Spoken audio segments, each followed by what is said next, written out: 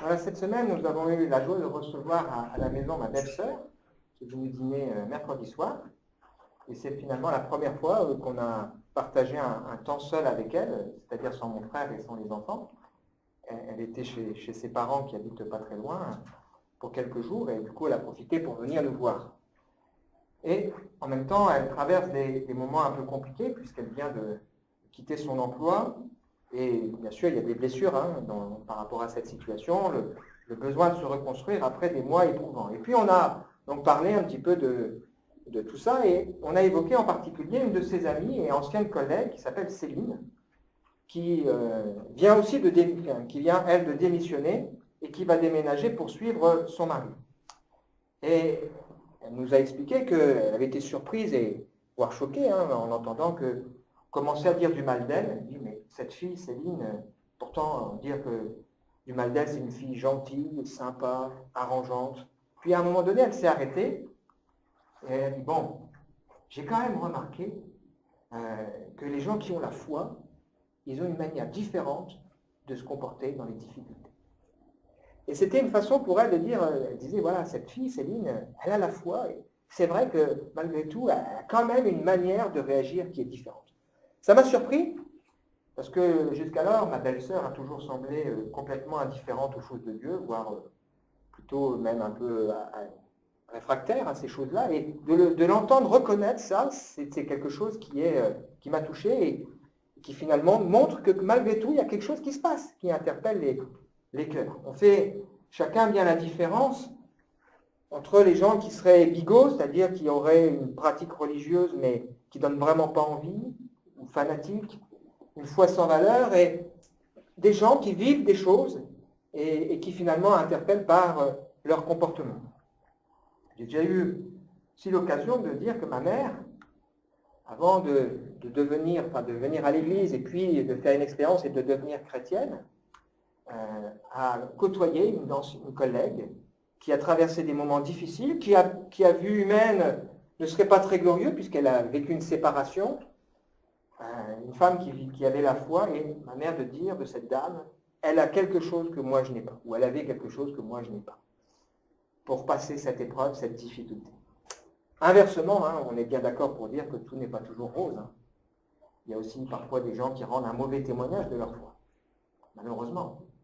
Je me souviens d'un monsieur, quand j'habitais au Havre, on l'appelait le père de la critique. Pas moi, mais à son travail. C'était un chrétien pourtant. Il critiquait tout et on l'appelait le père de la critique. Et ça, c'est pas normal, c'est bien sûr choquant et c'est pas ce que Dieu veut pour nous et pour notre vie. Qu'est-ce qui fait que l'évangile, le christianisme a pu se répandre de cette manière? Alors bien sûr, il y a un moment donné où c'est devenu une religion officielle et ça a changé la façon de vivre les choses. Mais au départ, qu'est-ce qui fait que Jésus a permis à des gens d'être interpellés? C'est le fait, bien sûr, qu'il faisait des choses miraculeuses, extraordinaires, mais aussi son rapport avec les gens. Même si la Bible nous montre que Jésus ne disait pas que des choses faciles. Il était sensible à la souffrance et à la détresse. Ce que Jésus vit, ce que Jésus a montré, est un vrai témoignage. On disait des premiers chrétiens, ces gens qui ont bouleversé le monde, vous vous rendez compte, sont aussi venus ici. Ils ont bouleversé le monde, pas parce qu'ils ont fait la guerre, pas parce qu'ils avaient Internet et qu'ils avaient des moyens, mais par leur témoignage, un changement réel de vie. J'ai pensé aussi à ce témoignage de cet homme qui s'appelle Nabil Qureshi, qui est décédé, il est décédé d'un cancer, qui est un ancien musulman engagé, qui s'est converti à l'évangile et qui a été un homme qui a fait de nombreuses conférences et autres pour parler donc de l'islam et de l'évangile. Il a dit cette phrase qui m'a interpellé: j'ai quitté l'islam parce que j'ai étudié la vie de Mahomet, j'ai accepté l'évangile parce que j'ai étudié la vie de Jésus. Quelle différence! Quelle différence dans la manière de vivre les choses. Alors ce qu'on vient de voir ensemble, ces quelques témoignages introduisent bien le sujet qu'on va aborder ce matin. On poursuit toujours notre découverte des belles attitudes dont Jésus a parlé, qui conduisent au bonheur. Et je vous avoue que le sujet de ce matin m'a profondément touché. Il me disait, en voyant le verset qu'on devait aborder, et bon, c'est un verset, j'ai l'impression que je le connais, quoique il me gênait dans la tournure, je vous expliquerai pourquoi tout à l'heure. Puis en travaillant le sujet, j'ai vraiment été touché dans mon cœur en comprenant encore mieux la personne de Dieu. Alors ça ne veut pas dire que j'ai appris quelque chose de nouveau dans ma tête. J'ai rien appris de nouveau. Mais à un moment donné, j'ai compris mieux quelque chose dans ma vie de tous les jours, ce besoin qu'on a à un moment donné que ça descende de la tête et que ça vienne dans le cœur. Et avec ce désir que le Seigneur puisse se révéler. Est-ce qu'on a soif que le Seigneur puisse nous parler, puisse se révéler? Pas seulement nous dire qu'il est dans notre tête, mais que ça puisse à un moment donné descendre encore davantage dans notre cœur. C'est le but de nos rencontres. Dieu veut que les hommes soient sauvés et qu'ensuite ils parviennent à la connaissance. C'est-à-dire qu'on ne peut pas faire les choses à l'envers. On ne peut pas penser qu'on peut connaître Dieu si à un moment donné on ne goûte pas qui il est, ne découvre pas son salut. Mais en même temps, une fois qu'on est sauvé, on doit chercher, apprendre à découvrir qui est le Seigneur. Celui qui a fait les hommes droits, mais ils ont cherché beaucoup de détours. Ça me touche toujours quand les gens disent finalement l'évangile c'est simple. Quand quelqu'un à la conférence qui a dit ça, ça paraît trop simple. C'est à la fois quelque chose de positif, parce que si c'était difficile, ça veut dire qu'on ne rend pas bien témoignage de l'évangile. Mais en même temps, il y a un côté, les gens disent, ouais, c'est trop simple, avec un peu de condescendance. C'est simple, mais en même temps, il y a un long chemin entre la tête et le cœur, parfois. Entre ce qu'on a compris dans la tête et ce qu'on est appelé à découvrir pleinement avec notre cœur. Dieu veut que les hommes soient sauvés. La vie éternelle, c'est qu'ils te connaissent. Et ceux qui sont devenus des pères dans la foi, c'est ceux qui connaissent celui qui est aux commandes depuis la fondation du monde. C'est-à-dire pas seulement reconnaître que Dieu a autorité, mais qu'ils le connaissent vraiment, qu'ils apprennent à le découvrir. Moi, j'ai soif que le Seigneur m'aide à le découvrir encore davantage. À la découverte du secret du bonheur, les 9 béatitudes ou belles attitudes présentées par Jésus. Alors, on relit ce qu'on a déjà vu ensemble. Et encore une fois, c'était un moment sans doute solennel, premier discours de Jésus.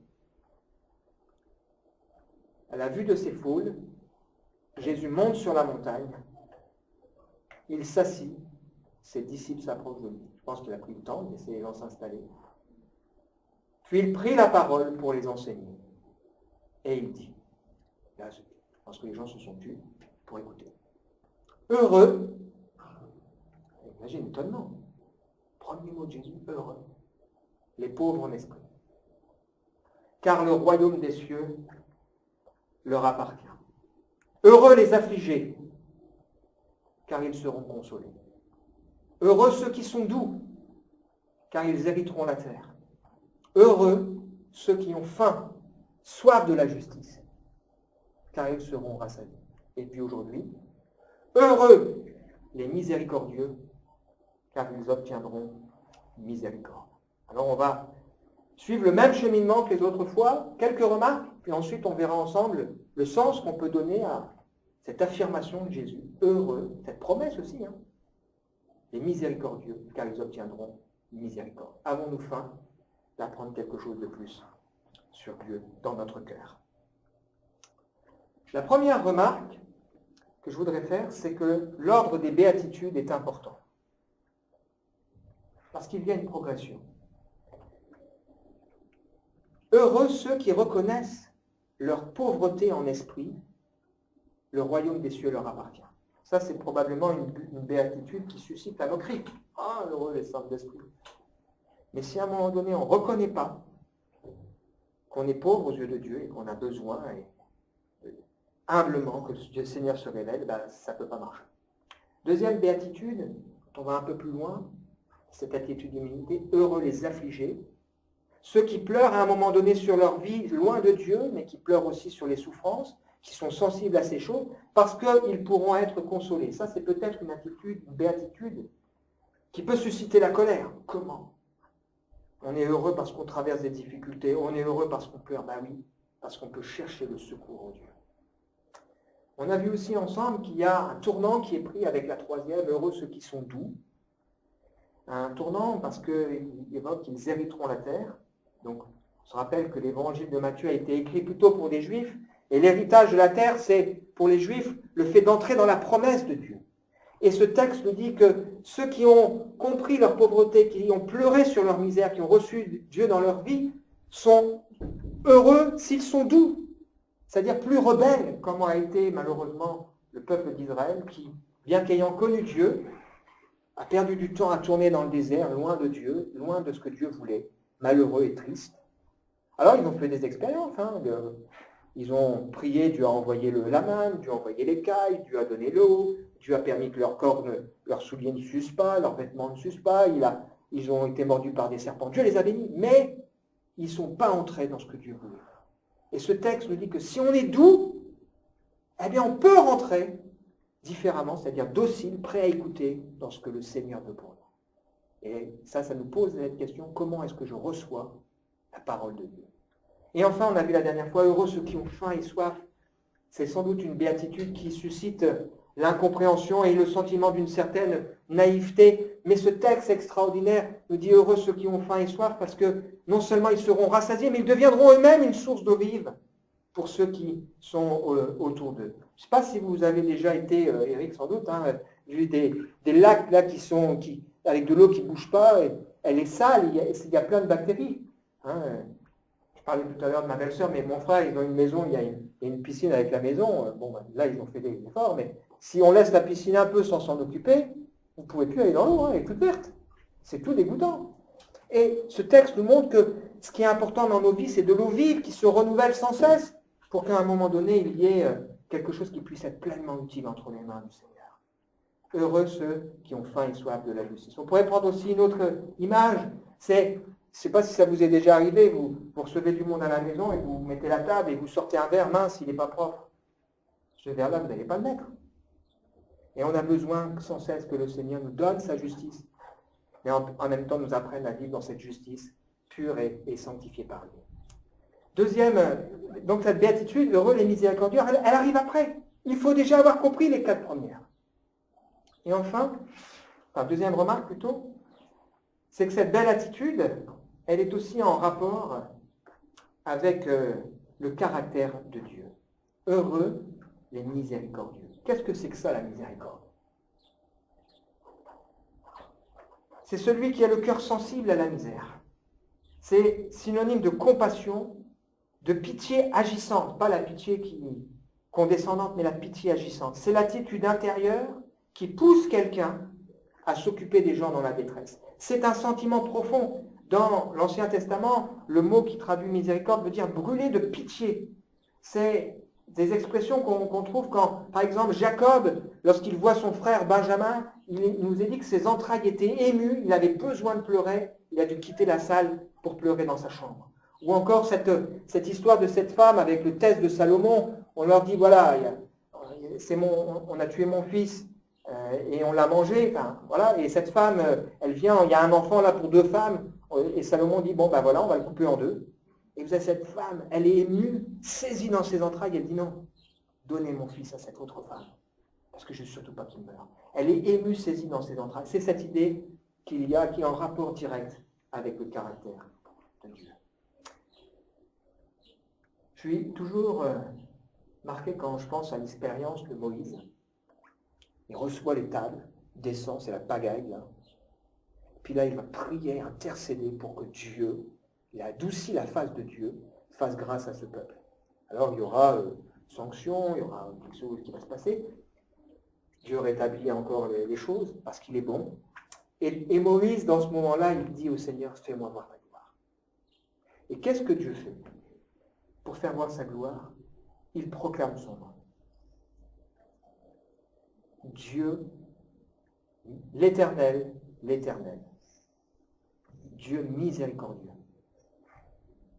compatissant, lent à la colère, riche en bonté et en fidélité, qui conserve son amour jusqu'à 1000 générations, qui pardonne l'iniquité, la rébellion, le péché, mais qui ne tient pas le coupable pour innocent, qui punit l'iniquité des pères sur les enfants et sur les enfants des enfants jusqu'à la 3e et la 4e génération.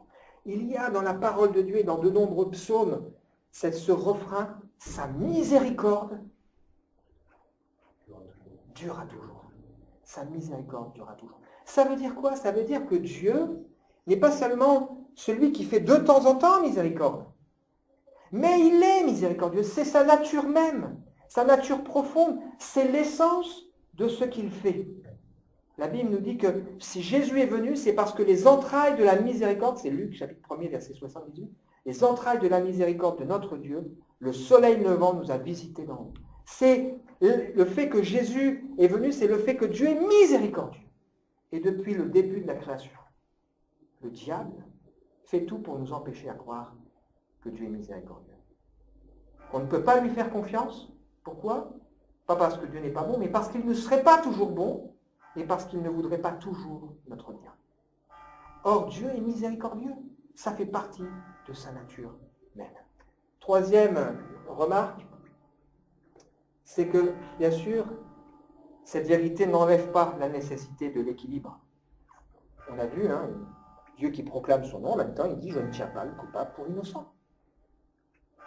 Mais il y a un contraste important entre l'année de grâce que Jésus est venu publier, qui n'est pas seulement une année, mais qui est une période de grâce, et le jour de vengeance de notre Dieu. Vous vous rendez compte de contraste? Mais en même temps, les deux sont vrais. Et il est important pour nous de bien comprendre ça, parce qu'on pourrait se dire, alors Dieu, il pardonne tout, comme si... Non, Dieu est juste, c'est ce qu'on a vu aussi la dernière fois. C'est pour ça qu'on a besoin de comprendre le sens de la croix. Si Dieu était seulement amour, si seulement Dieu était miséricordieux, il pourrait pardonner les choses comme ça. Non, il a fallu que le prix soit payé. Et Jésus-Christ, c'est celui qui a payé le prix. Et si on voit Jésus qui va auprès des gens qui sont coupables et qui va choquer les religieux en disant « Mais comment ça se fait quand même ?» C'est pas parce que Jésus approuvait leur façon de vivre, mais c'est parce que Jésus voulait leur donner la possibilité de changer de vie. Ce ne sont pas ceux qui se portent bien qui ont besoin de médecins, mais les malades. Allez, apprenez ce que signifie « je prends plaisir à la miséricorde et non au sacrifice, je ne suis pas venu appeler des justes, mais des pécheurs. » C'est-à-dire, il a été vers ces gens pour que ces gens changent. Et la miséricorde de Dieu pousse à ce changement. Cette promesse n'enseigne pas une loi morale, j'ai mis entre parenthèses seulement. Pourquoi? Elle ne dit pas ici, fais du bien aux autres, et les autres te le rendront, et tu seras heureux de le faire. Parce que, en même temps, c'est quand même vrai. Ma mère a été hospitalisée, j'en ai parlé, il y a une dizaine de jours maintenant. Et voilà, elle est dans le nord, là, et j'ai appelé ma fille, et grâce, je lui ai dit, écoute, t'as ta grand-mère qui est hospitalisée, elle m'a dit, je vais aller la voir. J'ai dit, c'est bien, ça fait plaisir. Et elle m'a dit ceci, m'a interpellé, elle m'a dit, mamie, elle a toujours fait tout pour tout le monde. Alors quand même, on peut faire un effort. Et c'est vrai qu'il y a cette logique dans la vie. Si les gens donnent et font des choses bonnes autour d'eux, on a plus facilement envie de leur rendre l'appareil. Il y a des fois des gens qui s'étonnent le jour où ils ont une difficulté, ils sont tout seuls. Ah oui, mais s'ils ne se sont jamais intéressés aux autres et s'ils n'ont jamais pris le soin d'aller s'occuper des autres, il ne faut pas s'étonner. Mais ce n'est pas ça seulement que Jésus enseigne. Il ne dit pas seulement cette loi morale qui est pourtant vraie, il enseigne beaucoup plus. C'est quelque part cette qualité de Dieu, Christ qui vit en nous et qui nous permet de vivre cette qualité qu'on va découvrir ensemble un tout petit peu plus loin. À travers cette béatitude, belle attitude, le Seigneur nous rappelle que Dieu est concerné aussi par notre rapport aux autres. Jusqu'alors, les premières béatitudes, elles étaient plutôt sur notre vie impersonnelle. Celui qui est pauvre, celui qui a faim et soif de la justice, celui qui est triste. Mais ici, c'est directement un rapport avec notre relation avec les autres. Et il est important pour nous de nous rappeler cela, parce que combien de gens sont handicapés dans leur vie par leur relation avec les autres, que seul Dieu peut restaurer. Des handicapés de la relation. Et je dis ça pas avec méchanceté, je dis ça plutôt avec le besoin de cette guérison que Dieu peut donner. Et il y a cet équilibre dans la parole de Dieu. Les 10 commandements ne commencent pas par tu ne tueras point, tu ne commettras point d'adultère, mais ils commencent par nous dire Dieu a fait miséricorde, il vous a sorti du pays d'Égypte, alors tu adoreras ce Dieu-là, tu le serviras, et ensuite tu pourras vivre des choses dans ta relation avec l'autre. Et nous, l'être humain, qu'est-ce qu'on fait? On enlève les 5 premiers commandements qui ne nous intéressent pas, on essaie de prendre les autres qu'on comprend à peu près, pas tuer, pas voler, pas commettre adultère. Bon, convoiter, on laisse un peu tomber, comme si ce n'était pas grave. Mais ce n'est pas ce que Dieu nous dit. Cette façon de présenter les choses nous rappelle l'importance de mettre Dieu à la bonne place, celui qui a eu compassion de nous. Et si notre monde aujourd'hui tourne mal, c'est bien parce que l'homme ne veut pas mettre Dieu au centre, mais il choisit de faire tourner chacun le monde autour de lui. Le péché concerne notre relation à Dieu, mais le péché concerne aussi notre relation à l'autre. J'ai seulement compris cette semaine, après 35 ans de vie chrétienne, le début de la parabole du fils prodigue. Hein, vous savez, ce fils-là qui va voir son père, il lui donne-moi la part de bien qui me revient, et puis il s'en va. Bon, vous avez compris, bien sûr, c'est pas quand même une démarche logique, etc. Mais finalement, qu'est-ce que fait le fils? Ben, il considère que son père est mort. C'est pour ça qu'il veut l'héritage. Eh bien, qu'est-ce que fait l'homme? Il considère que Dieu est mort. N'existe pas. Ou en tout cas que Dieu est loin de lui, séparé. Et il veut vivre sa vie sans Dieu. Et cette parabole rend ce témoignage. Et à un moment donné, le fils, il prend conscience qu'il a péché contre son père et contre le ciel. Et il revient vers son père. C'est une image, bien sûr, importante. Jésus nous parle ici d'une qualité, ou d'une belle attitude que la religion ne peut pas produire. La religion ne peut pas produire ça.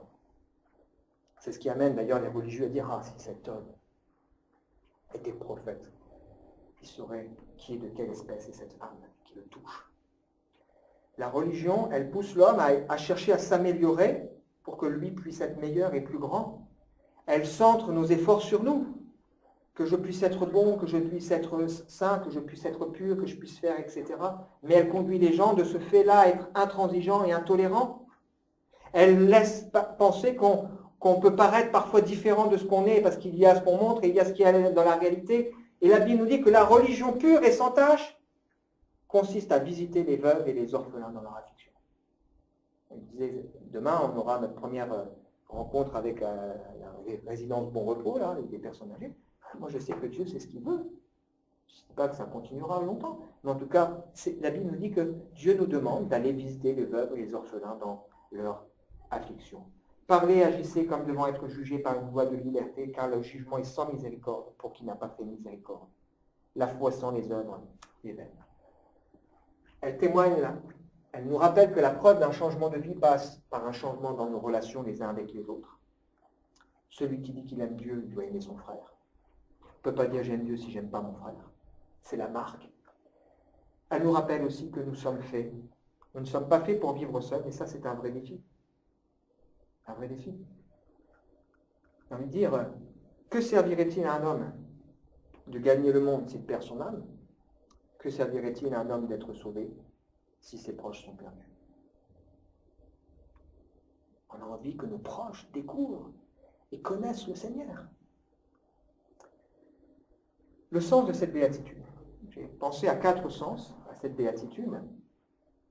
La première, c'est que notre aptitude à la miséricorde témoigne de notre compréhension de la miséricorde de Dieu envers nous. Ici, on touche à quelque chose qui est difficile.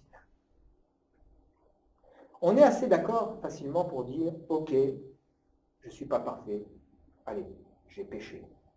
Ok, je ne mérite pas la grâce de Dieu dans ma vie. Ok.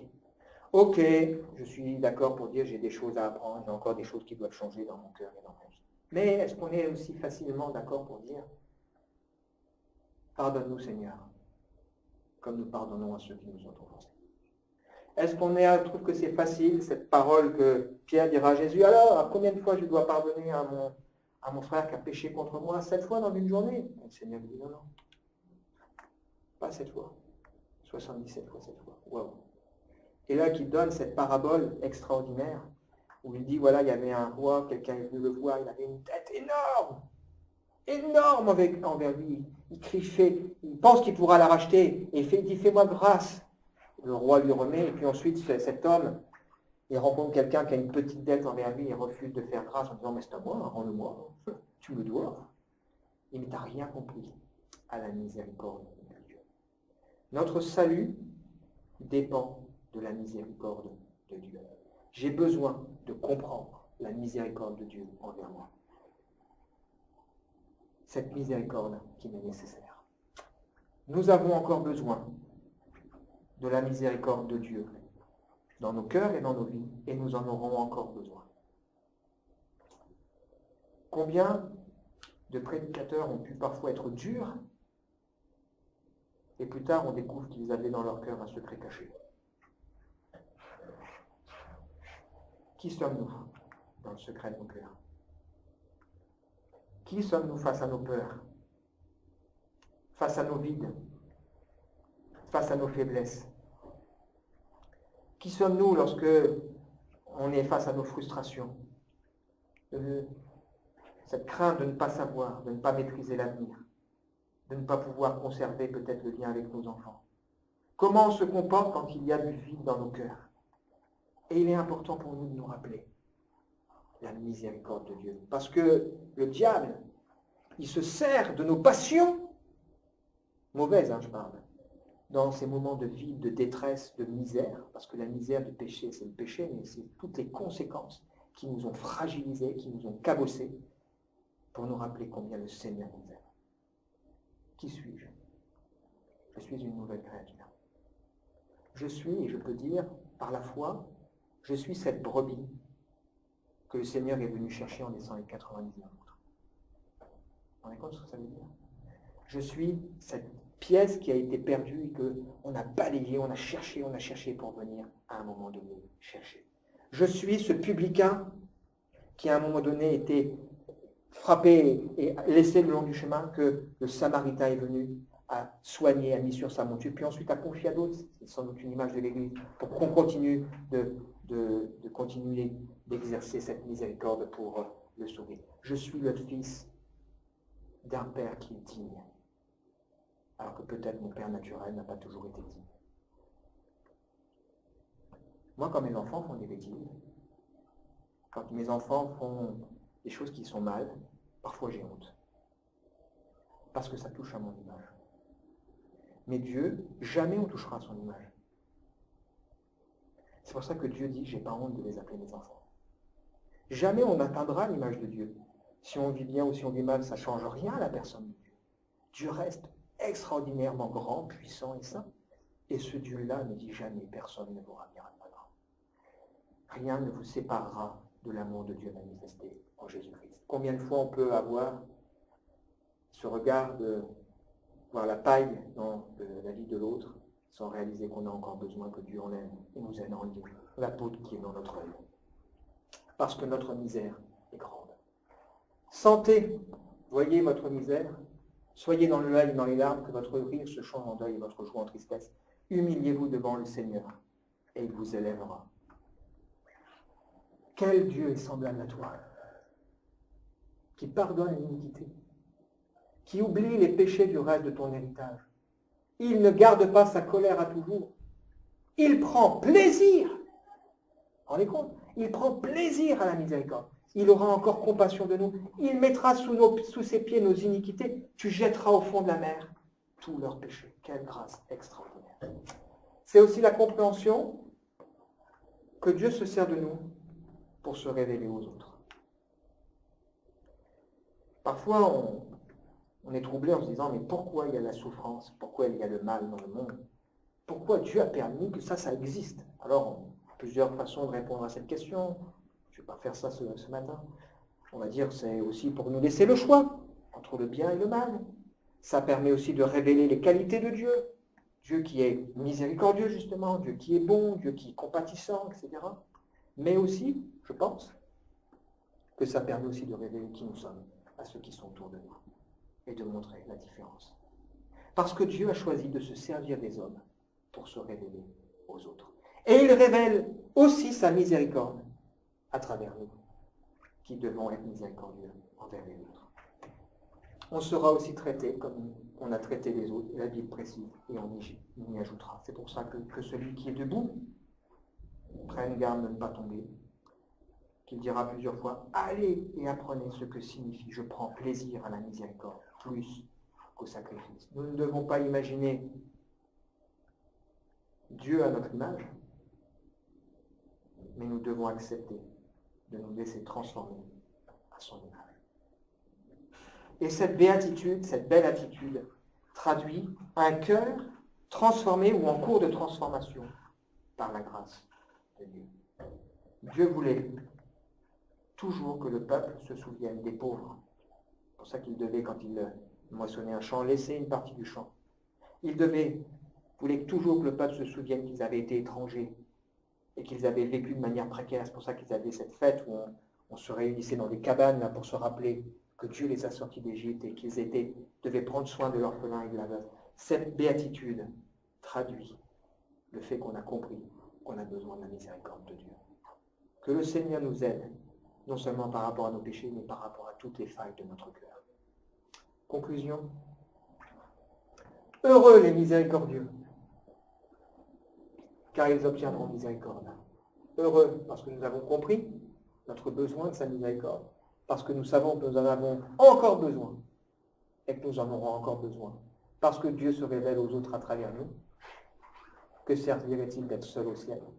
Car on a conscience que comme les autres, nous aurons besoin d'être traités avec miséricorde.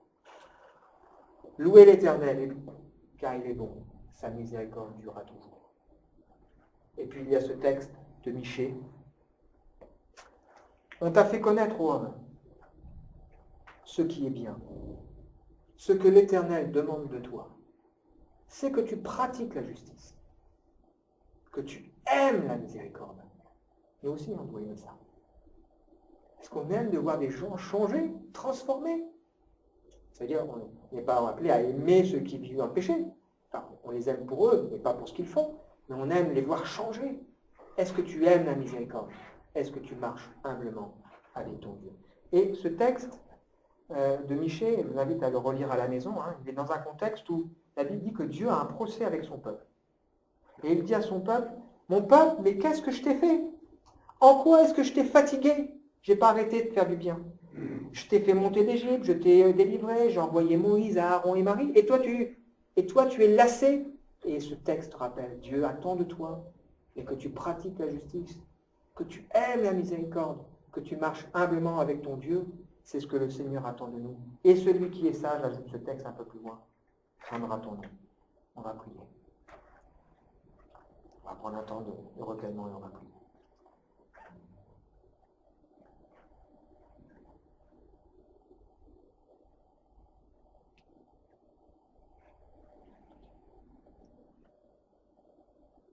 Et ce matin, je veux serrer sur mon cœur que tu n'es pas seulement celui qui fait miséricorde, mais que tu es miséricorde.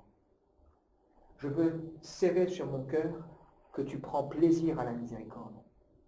Je veux serrer, Seigneur, serrer sur mon cœur qu'il y a un bonheur aussi à accepter de regarder les choses différemment. Je confesse, Seigneur, que dans ma vie, j'ai encore besoin que tu guérisses ma misère. Et je te remercie, Seigneur, parce que tu veux le faire. Tu veux encore transformer nos cœurs et nos vies. Tu veux guérir ces failles, ces blessures qui sont en nous lorsque peut-être on se sent dévalorisé, lorsque peut-être on a l'impression de perdre pied, de ne pas réussir. Tu veux nous rappeler que tu es celui qui est là et que personne ne pourra nous séparer de ton amour. Seigneur, je prie pour que cette parole que nous avons partagée puisse s'imprimer profondément dans nos cœurs et dans nos vies. Heureux les miséricordieux, car ils obtiendront miséricorde. Que ton nom soit glorifié, béni Seigneur. Amen. Amen.